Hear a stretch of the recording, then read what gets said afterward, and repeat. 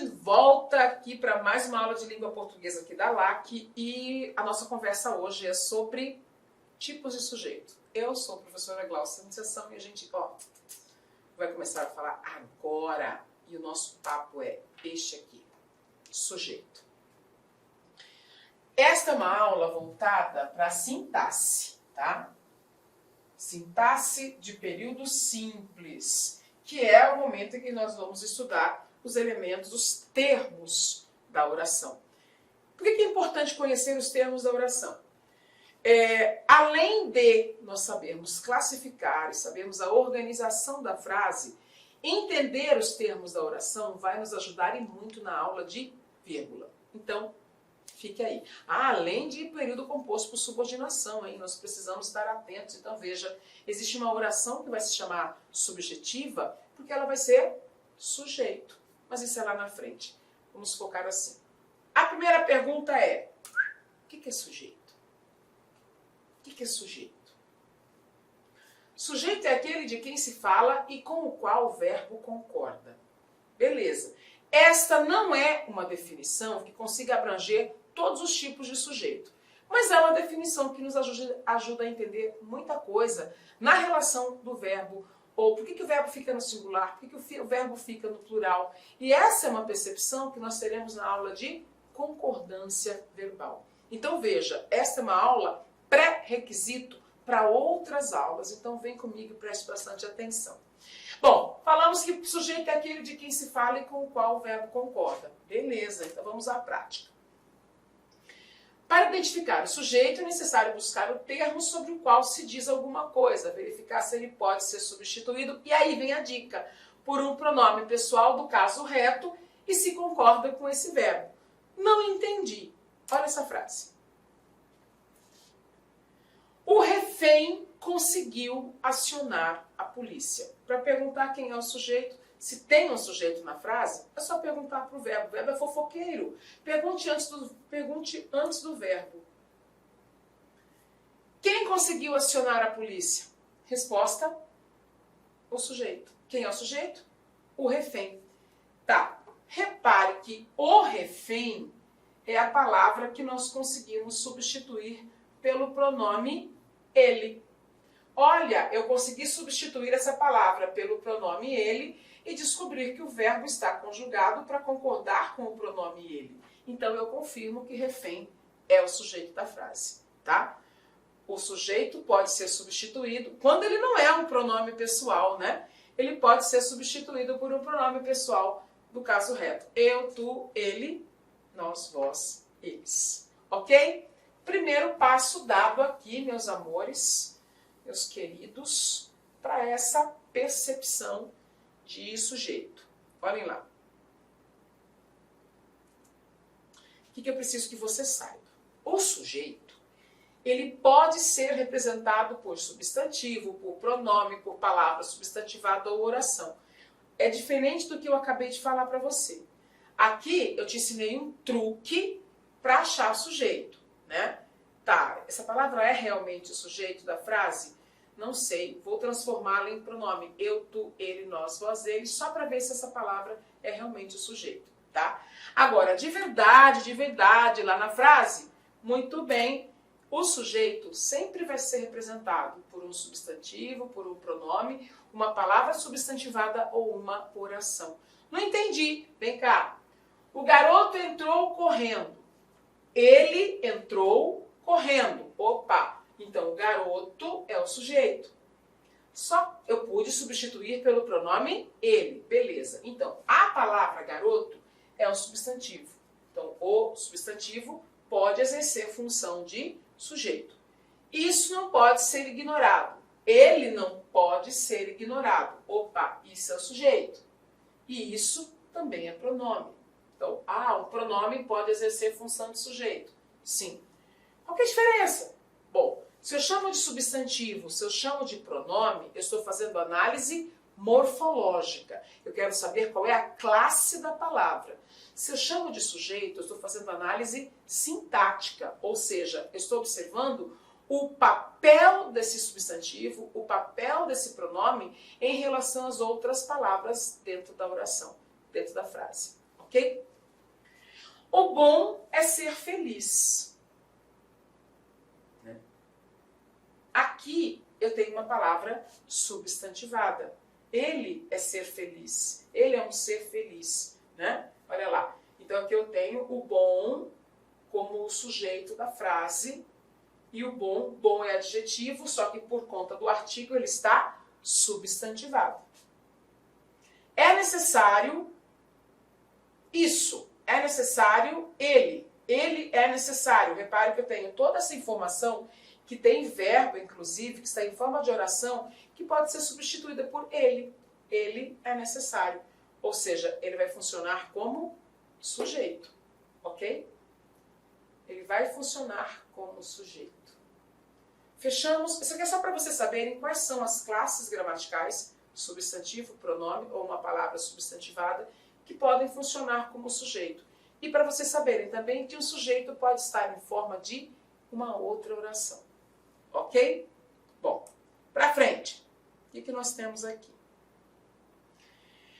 O verbo ficará no singular ou no plural, de modo que concorde com o núcleo do sujeito. Esse é o princípio da concordância verbal, que é um conteúdo que vem lá na frente, a gente vai fazer uma videoaula sobre isso também. Mas já fique aqui, já que estamos falando de sujeito, é o momento de você entender todas as nuances da gramática relacionadas a esse bendito sujeito, bendita função sintática. Tá? A posição que ele ocupa na frase, o fato de ele ter ou não pontuação, né? Até aqui nós vimos que ele concorda com o verbo, né? Que ele pode ser um substantivo, um pronome. Vem cá. Um jogador do Flamengo... Aleatório, viu? Palmeirenses, corintianos, foi aleatório isso aqui. Eu acho que eu estava ouvindo alguma coisa, alguém falou de Flamengo perto de mim, enquanto eu planejava essa aula, e saiu o Flamengo. Não sou, não torço para time algum. Agora tirar sarro de que time que está perdendo. E aí, você é vascaíno? Você é de que time? Um jogador do Flamengo já se apresentou. Por que o verbo, olha lá, por que o verbo está no singular?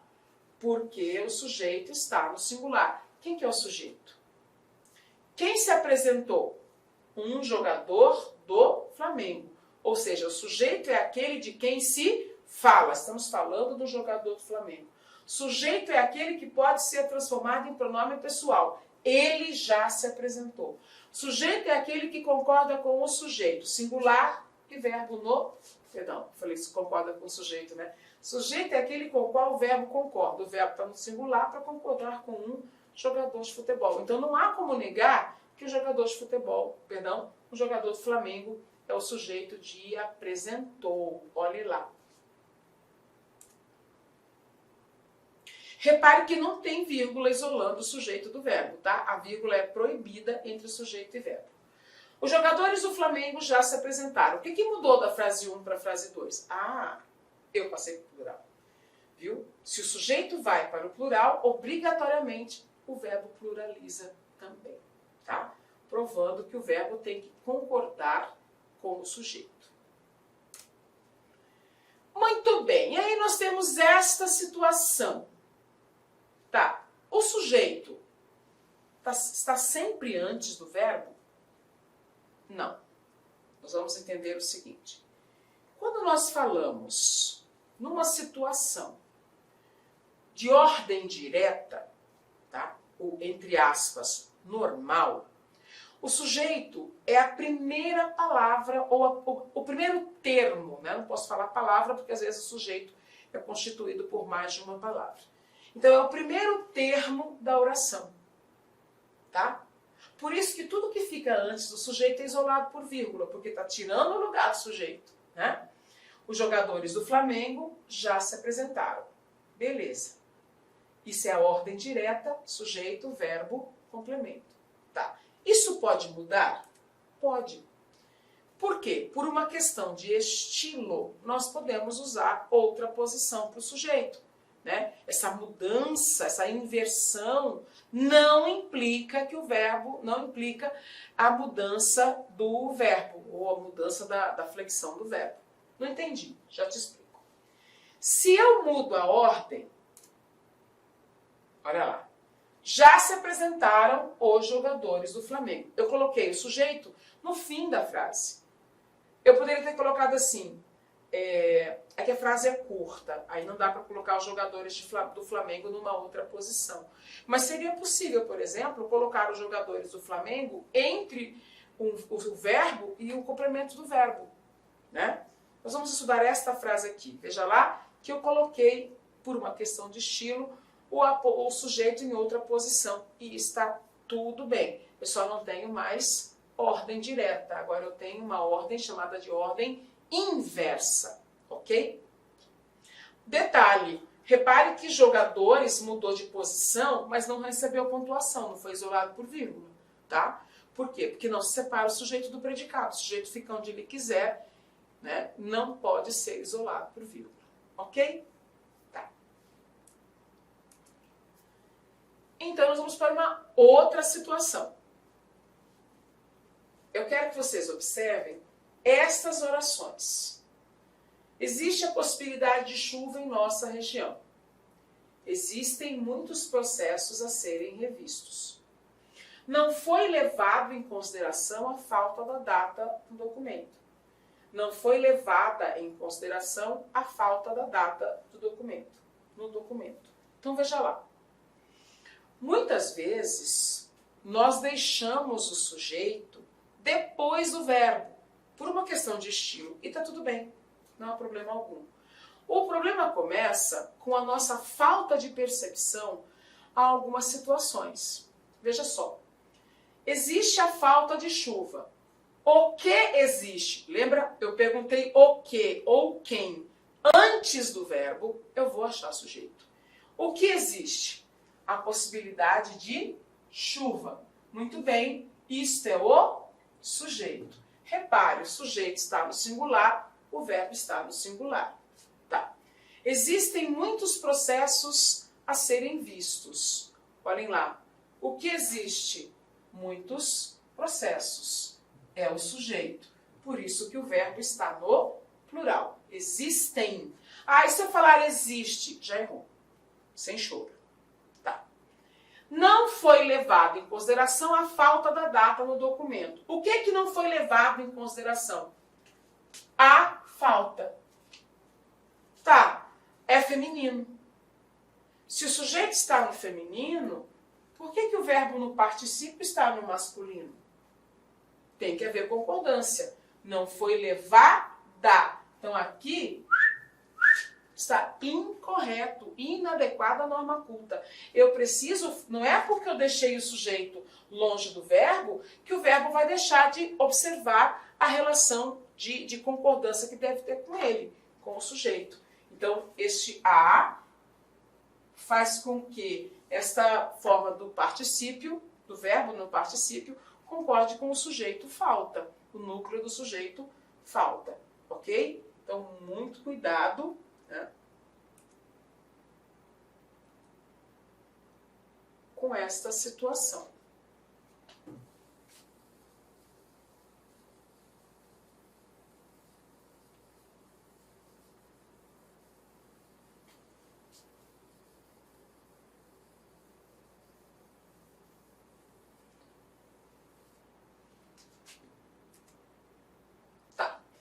Vamos pensar um pouquinho aqui. Olhem lá. Leia o trecho extraído de uma notícia veiculada na internet. O carro furou o pneu e bateu no meio-fio. Então eles foram obrigados a parar. O refém conseguiu acionar a população, que depois pegou 2 dos 3 indivíduos e tentaram linchar eles. O outro conseguiu fugir, mas foi preso momentos depois por uma viatura do 5º Batalhão de Polícia Militar, afirmou o major. No português do Brasil, a função sintática do sujeito não possui necessariamente uma natureza de agente, ainda que o verbo esteja na voz ativa, tal como encontrado em. O que o exercício está dizendo? E eu trouxe esse exercício porque a gente não tinha comentado sobre isso ainda. A gente aprende que o sujeito é aquele que pratica a ação. Porém, nem sempre o sujeito pratica a ação. Um sujeito pode praticar a ação, o sujeito pode receber a ação, o sujeito pode praticar ou receber a ação e o sujeito pode estar sendo caracterizado. Lembra? Que é aquela coisa do verbo de ligação que nós vimos em aulas anteriores. ou em outra aula, né? Em razão disso, nós não podemos dizer que o sujeito é aquele que pratica a ação. Até porque, em razão da própria oralidade, em razão de determinadas situações da comunicação, nós podemos construir uma frase em que o sujeito não é quem realmente pratica a ação. Quer ver uma coisa? Quando você vai ao salão, dá um trato nos cabelos, né? Passa a tesoura, você vai, procura um profissional que dê um corte legal no seu cabelo. E aí alguém vai e pergunta, nossa, o que você fez? Está diferente. Você fala, eu cortei o cabelo. Quando você fala, eu cortei o cabelo, foi você que cortou realmente? Viu? Então eu não posso falar que o sujeito praticou a ação. Tá bom? Então cuidado com os conceitos. O sujeito é aquele de quem se fala. Eu cortei os cabelos. Eu estou falando de mim. Não necessariamente pratiquei uma ação. Tá? Então vem cá. Em que alternativa eu tenho um sujeito que não pratica a ação, mesmo havendo uma ação praticada no texto? Olha lá, que já até apareceu. Não era para aparecer, eu encostei alguma coisa aqui que fez aparecer. Tá. O carro furou o pneu e bateu no meio-fio. O refém conseguiu acionar a população. A população, né, tentaram linchar ele, afirmou o major. Repare, de baixo para cima que a gente já sabe que a resposta vai ser a letra A. Na letra A, o major afirmou. Então, o major praticou a ação, o sujeito praticou a ação. Ok. Na letra D, o povo tentou linchar o assaltante, o sequestrador. As pessoas tentaram linchar o sequestrador. Então, realmente, as pessoas praticaram a ação. O refém conseguiu acionar a população. Realmente, o sujeito refém pratica a ação de acionar a população. Bateu no meio-fio. É o carro, né? O carro bate, o carro pratica a ação de bater. Mas quando ele fala, o carro furou o pneu. Na verdade, a gente diria que alguma coisa furou o pneu do carro, ou que o próprio pneu furou, né? O pneu furou. Nós colocamos o carro. Então, a gente tem uma situação de prática de ação em que o sujeito não é quem pratica. Eu acho que essa é uma frase coloquial, né? É uma frase coloquial. Ok? Então, vamos parar com essa de que o sujeito é aquele que pratica a ação, porque nem sempre ele pratica a ação. Tá bom? Bom, continuando, nós precisamos falar da classificação do sujeito agora, né? Como se classifica o sujeito? Classificação do sujeito. Como é que o sujeito se classifica? Vejamos, sujeito determinado, sujeito indeterminado e sujeito inexistente. Como é que e quando é que eu classifico o sujeito como indeterminado? Como determinado. Tá. Vamos imaginar que existam duas categorias de sujeito. O sujeito que existe e o sujeito que não existe. Como assim não existe? Calma. Quando o sujeito existe, é porque a gente consegue no texto entender que há alguma coisa ou há alguém. Tá? Quando o sujeito não existe, é porque nós temos algum fenômeno. Tudo bem?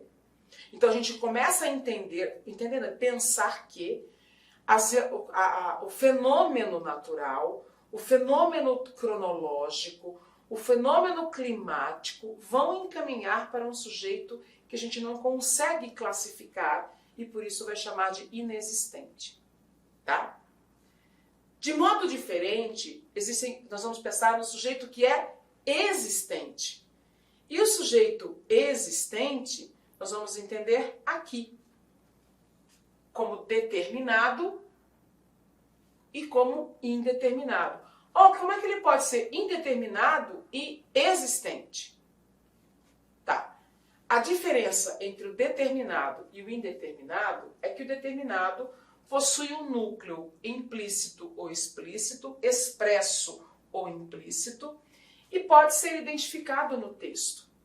Então, por mais que ele não apareça fisicamente, eu sei quem ele é. Eu sei que tem alguém. Não é fenômeno.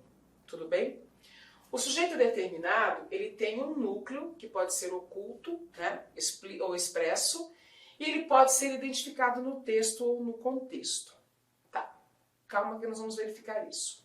Então, o sujeito determinado, nós vamos classificar com a quantidade de núcleos e quanto à ação, se for uma ação. Então, por exemplo, quanto ao número de núcleos, um sujeito pode ser simples ou composto, tá?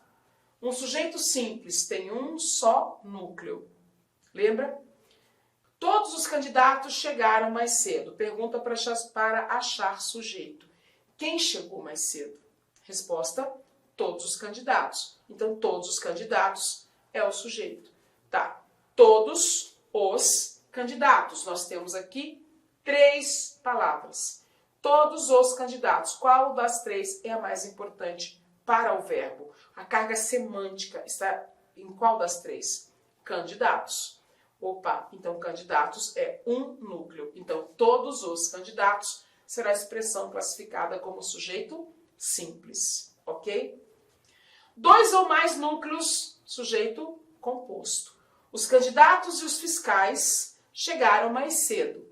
Quem chegou mais cedo? Os candidatos e os fiscais. Opa! Qual dessas palavras? Os candidatos e os fiscais. 5 palavras. Das 5, o que é mais importante para o verbo chegar? Candidatos e fiscais. Opa, eu tenho no mínimo 2 núcleos. 2 núcleos, sujeito composto. Ok? Isso aqui é fácil, tranquilo. Esse sujeito composto vai estar antes do verbo, depois do verbo. O verbo vai estar no plural para concordar com ele. Ok? Tá.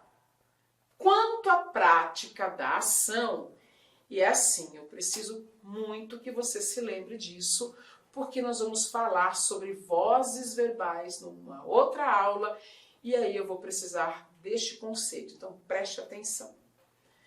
Quanto à prática da ação, um sujeito pode ser agente ou paciente. E ele ainda pode ser agente e paciente ao mesmo tempo, porque existem 3 vozes verbais, ativa, passiva e reflexiva, que são temas de outra aula nossa. Tá? Sujeito agente pratica a ação. A professora terminou o conteúdo. Quem terminou o conteúdo? A professora. Quem praticou a ação de terminar o conteúdo? A professora. Então, eu tenho um sujeito que pratica a ação. Então, eu vou chamar de sujeito agente. Veja bem, ele pode ser simples, ele pode ser composto, mas ele é agente, tá? Porque são classificações dependendo de perspectivas diferentes. Chamar um sujeito de agente é indicar qual é a relação do sujeito com a prática da ação. Chamar o sujeito de simples ou composto é indicar, classificar o sujeito como simples ou composto, é indicar a quantidade de, ou a percepção do número de núcleos que esse sujeito tem. Então, como são coisas diferentes, elas podem acontecer, eu posso fazer uma classificação usando as 2 nomenclaturas. Eu posso falar sujeito simples, agente, sujeito simples, sujeito composto, agente. E o sujeito pode ser paciente, simples ou composto, paciente, ou seja, sujeito que recebe a ação. Vai ser lá na voz passiva, né? O conteúdo foi terminado pela professora. O que foi terminado pela professora? Pergunta para achar sujeito ou quem antes do verbo. Exatamente. Então, o que foi terminado pela professora? O conteúdo. Assim sendo, olha lá, o conteúdo é o sujeito, mas quem pratica a ação de terminar não é o conteúdo, é a professora, tá? Então, o conteúdo sofre a ação, recebe a ação. Tudo bem até aqui? Dentro da ideia de determinação, né, existe a possibilidade de o sujeito estar implícito, estar subentendido. Então, vem lá, eu posso falar sujeito oculto, sujeito elíptico, sujeito simples implícito, sujeito desinencial, variações do mesmo tema, é tudo a mesma coisa isso aqui. Tá? O sujeito oculto, ele possui um núcleo, o sujeito oculto não deixa de ser um sujeito simples, porque ele vai ter um núcleo oculto. Tá? Esse núcleo oculto é pronominal. Quem é que pode ser sujeito oculto? Eu, tu, ele, ela, você, nós, vós, eles, elas, vocês. Somente esses pronomes podem representar o sujeito, podem ser um sujeito oculto. Mas eu preciso de uma circunstância frasal para isso acontecer, tá? O sujeito oculto, na maioria das vezes, ele ocorre para nós evitarmos repetição, né? A garota saiu. Voltará mais tarde. Quem voltará mais tarde? A garota, mas a garota não aparece. Ela também não aparece, viu? Então é um mecanismo de coesão. Veja só. Encontramos todos os livros. Neste caso de sujeito oculto, a gente tem que pensar assim. Com relação a certas pessoas gramaticais, só de eu perceber a conjugação do verbo, eu já sei quem é o sujeito, tá? Quem encontrou todos os livros? Sujeito oculto, nós. Posso falar sujeito desinencial? Sim, posso. Porque a desinência, né, essa parte do verbo que vai indicar quem é a pessoa, porque é uma conjugação exclusiva aqui, do pronome nós. Ok. Mas veja bem, eu não tinha outra referência e já sabia de cara isso aqui. Tá, sabia de cara. Desculpe a coloquialidade da minha linguagem. O rapaz testou o equipamento. Ponto. Desligou o microfone. Aqui eu tenho duas orações. Cada oração tem o seu sujeito, tá? Por mais que seja a repetição da palavra, cada oração tem o seu sujeito. Então, quem desligou o microfone? O rapaz. O problema é que a palavra rapaz, ela aparece nesta primeira oração.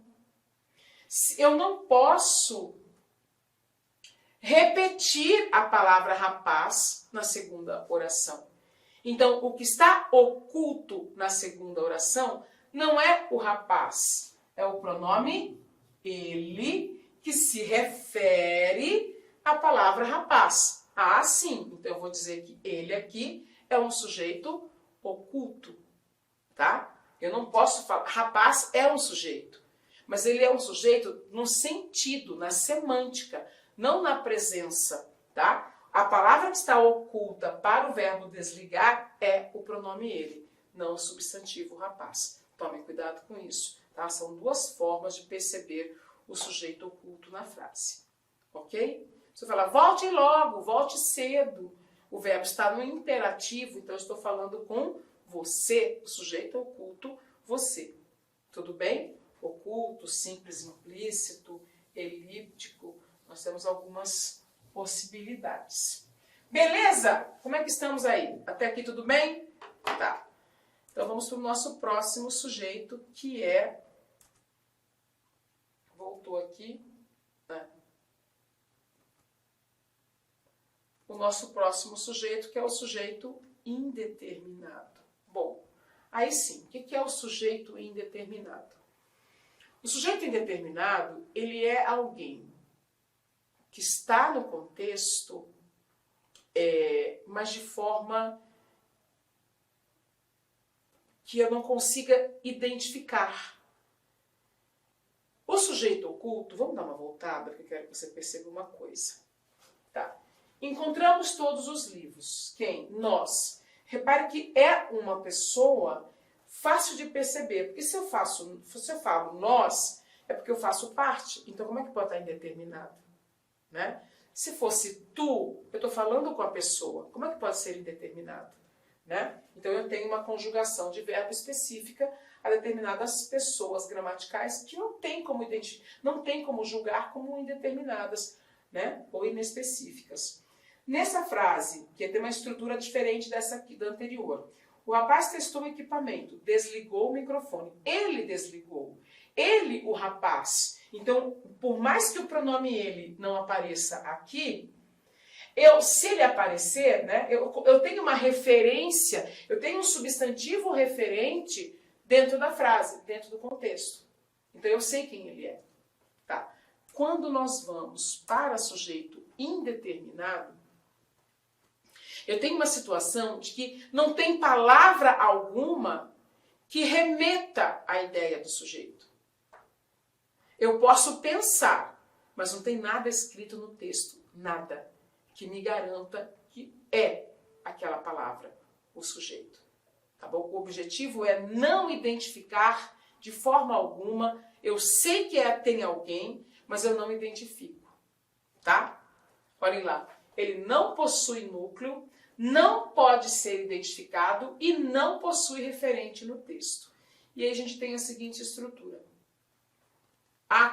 O caso de sujeito indeterminado mais comum, mais fácil. Quando eu tenho, sem nenhuma referência no texto, um verbo em terceira pessoa do plural. Professora, pegaram o meu lápis. Às vezes a gente até sabe quem foi, mas a gente não quer identificar. E o que a gente faz? Deixa o verbo na terceira pessoa do plural, sem referência nenhuma no texto. Ah, eu estou preocupada, menina, estão assaltando carros no meu bairro. Eu estou preocupada, estão assaltando carros no meu bairro. Estão roubando, estão furtando carros no meu bairro. Tá, quem é que está furtando? Os bandidos. Mas em que momento da minha frase apareceu a palavra bandidos? Não tem referência no texto. Aí eu vou dizer que o sujeito é indeterminado. Não posso falar que é oculto, porque o oculto, eu deixo oculto porque eu não quero repetir a palavra. O indeterminado não. Tá? Uma outra situação de sujeito indeterminado. Situação com partícula C. A palavra C, que é, no caso, o índice de indeterminação do sujeito. Tá? Nós vamos fazer uma explicação daqui a pouco. Precisa-se de vacina contra a Covid-19. Já temos, graças a Deus. Né? Repare, quem precisa? Todo mundo. Mas se fosse todo mundo, estaria escrito todo mundo precisa. E não precisa-se. Então a minha referência não é todo mundo. E mesmo que fosse todo mundo, cadê o todo mundo na frase? Ah, tá oculto. Não, todo mundo não pode ser oculto. Quem que pode ser oculto? Eu, tu, ele, ela, você. Nós, vós, eles, elas, vocês. Então, não tem como classificar. É inexistente. Inexistente é fenômeno. Ele é indeterminado. Tá? Porém, eu já vou fazer um adiantamento aqui. Nem sempre o pronome ser é índice de indeterminação do sujeito. Não.